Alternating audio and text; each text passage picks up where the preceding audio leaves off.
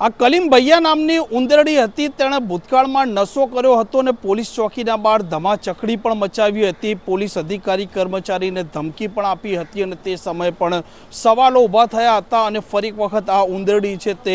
Ahmedabad crime બ્રાન્ચના JCP શરદ સિંઘલ પર જીવલેણ હુમલો કરે છે અને ત્યાર પછી તેના પગમાં ગોળીઓ પણ ઠોકવામાં આવે છે। વિગતવાર વાત કરવી છે જે પ્રકારે આ કલીમ ભૈયાજી છે તેની ધરપકડ કરી છે તેની। વૈષ્ણવજન તો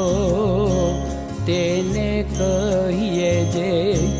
પીડ પરાઈ જાનાને રે।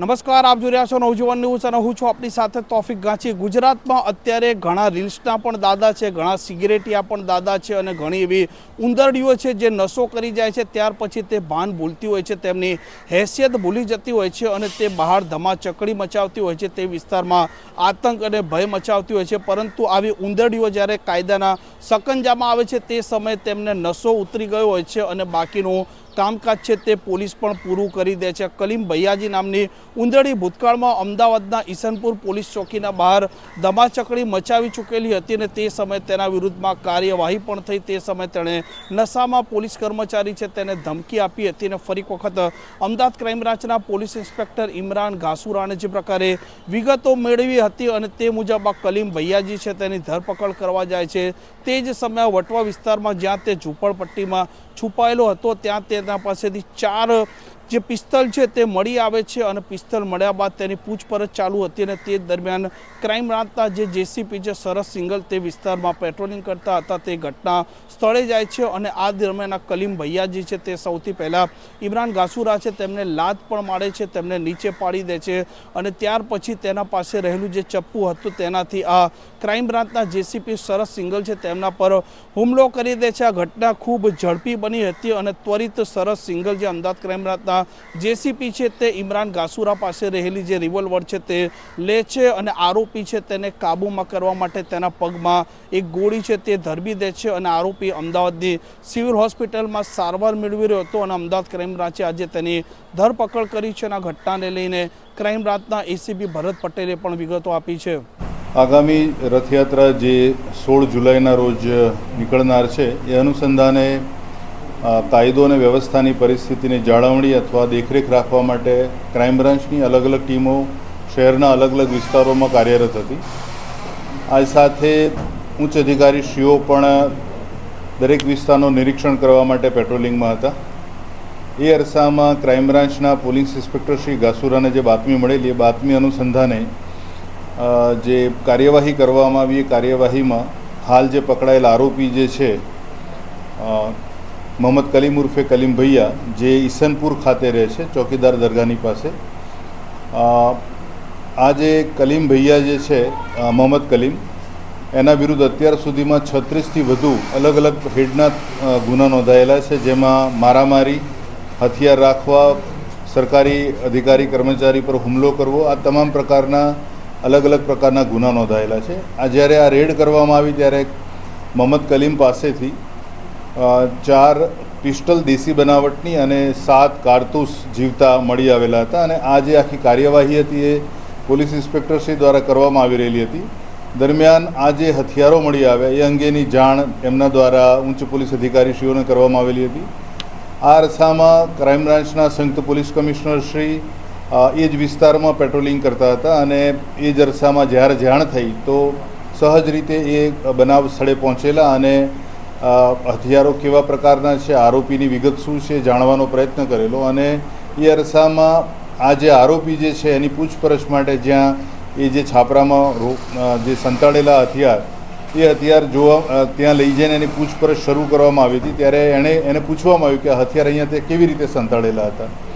તો એણે જે પ્રકારે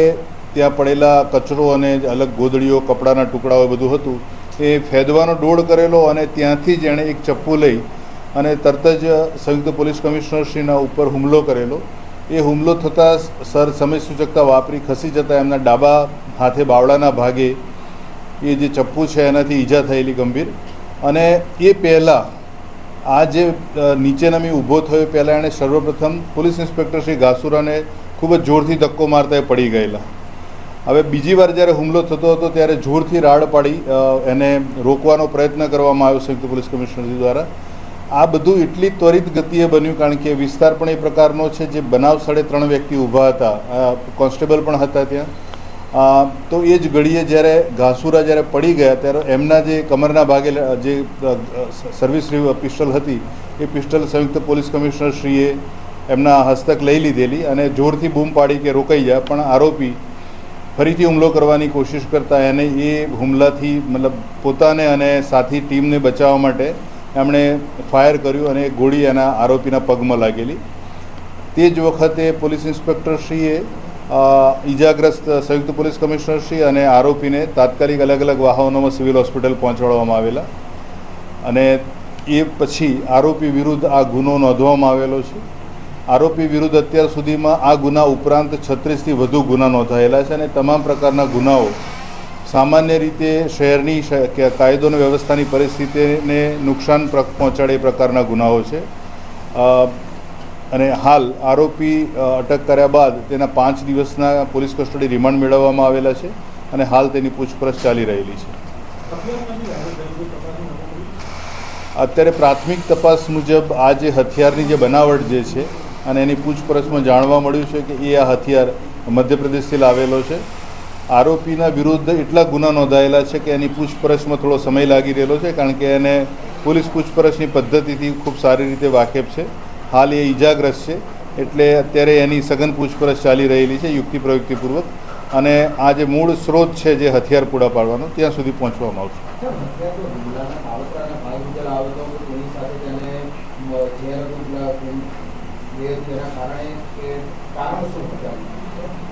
પ્રાથમિક પૂછપરછમાં જે થોડી ઘણી માહિતી મળી છે, અગાઉ એકવાર એ હથિયાર લાવ્યો હતો અને એણે વેચેલા હતા હથિયાર. આ વખતે હથિયાર જે લાવ્યો છે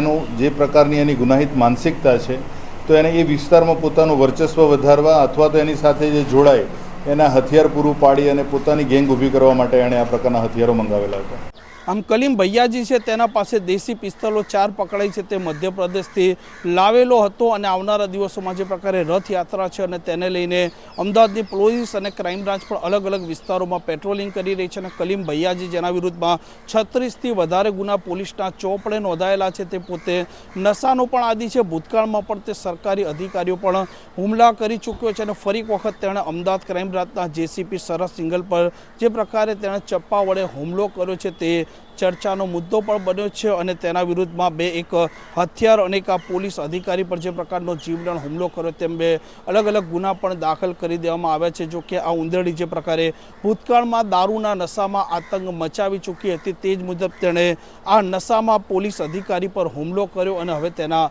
મામેરા ભરાવાની પણ શરૂઆત થઈ છે. કેમેરામેન સાહિલ સાથે તોફિક ગાંચી, નવજીવન ન્યૂઝ, અમદાવાદ.